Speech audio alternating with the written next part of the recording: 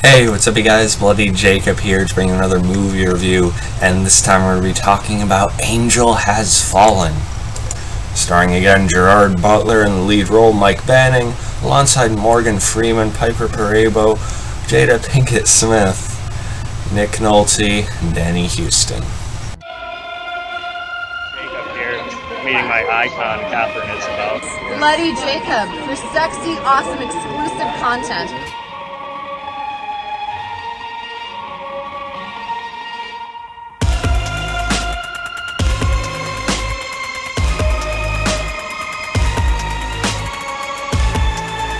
Subscribe and watch my friend on the YouTube channel.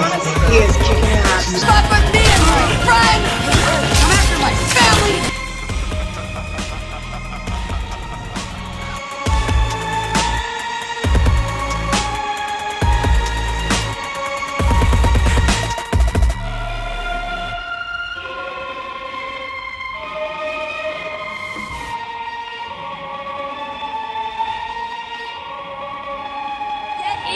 Subscribe.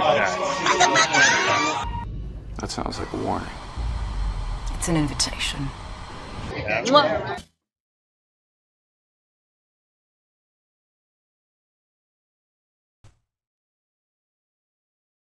Authorities take Secret Service agent Mike Banning into custody for the failed assassination attempt of U.S. President Alan Trumbull.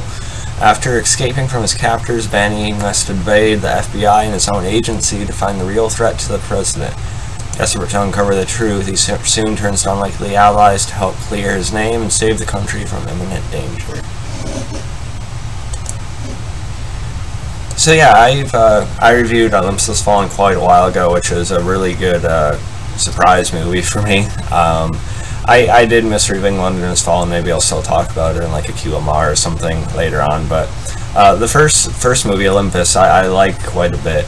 I still have a soft spot for that one. I think it's a good, almost, I'll even say like a modern action classic. I honestly think if all of these movies were coming out in like the 80s or 90s, they would be hailed as genre classics. I really do think that. But because it's, coming out, presently and stuff like that, people just, I think, take them for granted a little bit, honestly. But yeah, and London Has Fallen was a bit of a drop down, but it was still pretty good, pretty enjoyable to me. It changed up like the Die Hard scenario, but I still like the kind of open, chaotic action nature of it. And Angel Has Fallen, I don't know why it took me this long to watch. I finally watched it on Netflix, but yes, I will be buying it on Blu-ray because we need to keep collecting physical media, guys. Not just us collectors, but there has to be value to it for other people too. We can't go all digital, so help promote that.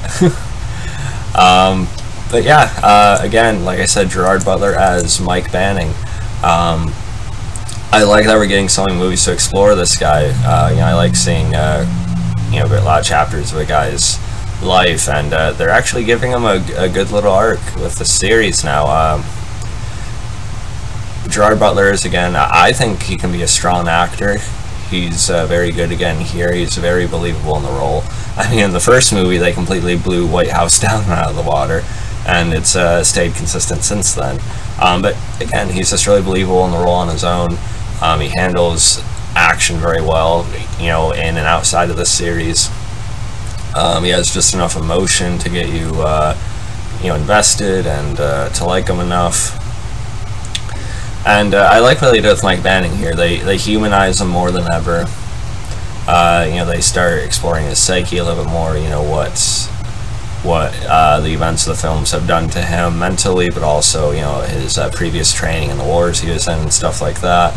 And they also go into the toll it's taking on his body. His various concussions and everything. And I like how they did that. They're playing it from a good realistic perspective there. I think is needed. To kind of solid up the premise of the movie and make it a little bit more immersive. And again, like I said, Gerard Butler is very good here. I think he's probably one of the best action actors out there today. And you have Piper Perabo as his wife, Leah. Kind of recasted from Rod Mitchell from the first two films.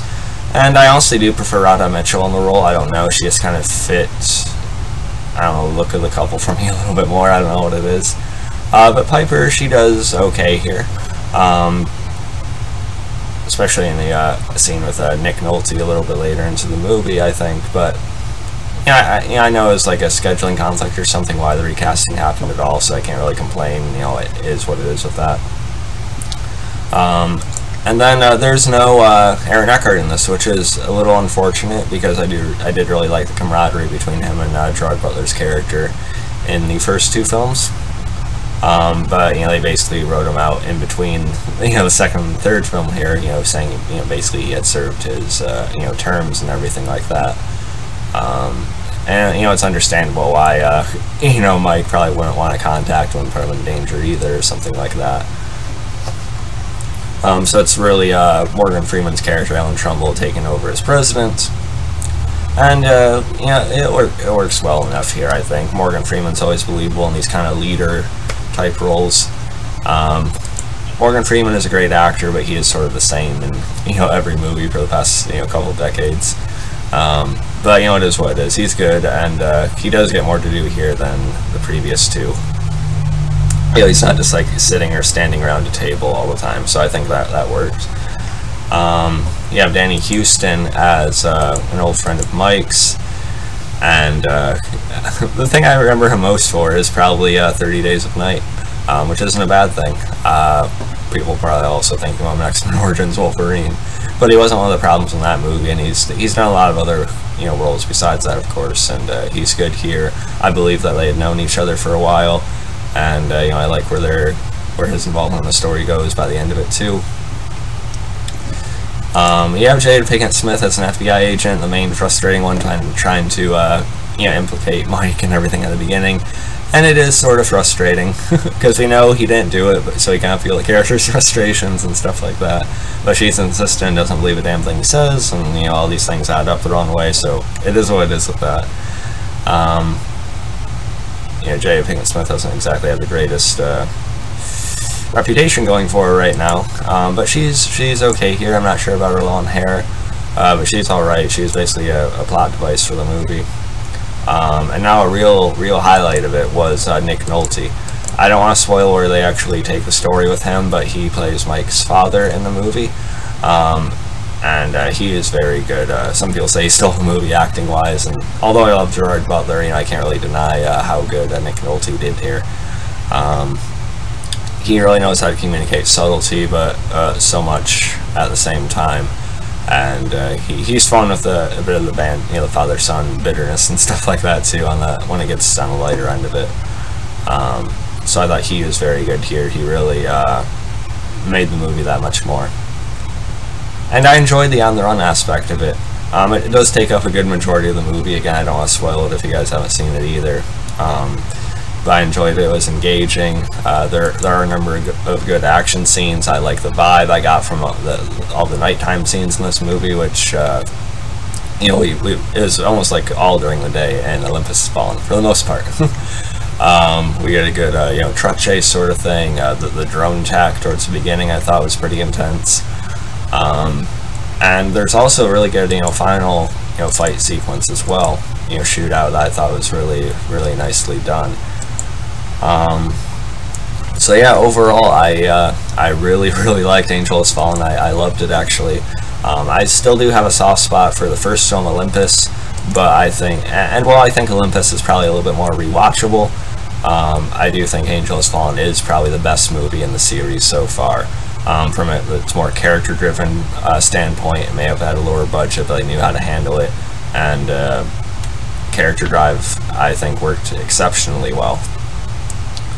And yeah, it did a good job just sort of changing up the formula. You know, not about Mike protecting or having to save anyone, so that refreshed it a bit too. So yeah, if I had to rate it, I'd give it. I'll give it a 90, like an A-. I think I'll go with that, like a 90, 93%, somewhere in there. So yeah, you guys thought about this one. And you can follow me on Facebook, Twitter, Instagram, like, subscribe. And sorry about the background here, lack thereof, and the mess over there. I am in the middle of moving, so it is what it is with that. So yeah, follow me on Facebook, Twitter, Instagram, like, subscribe. I already said that. And by the time I have set up at my new place, it should actually look pretty cool. But we'll see. Catch you guys next time.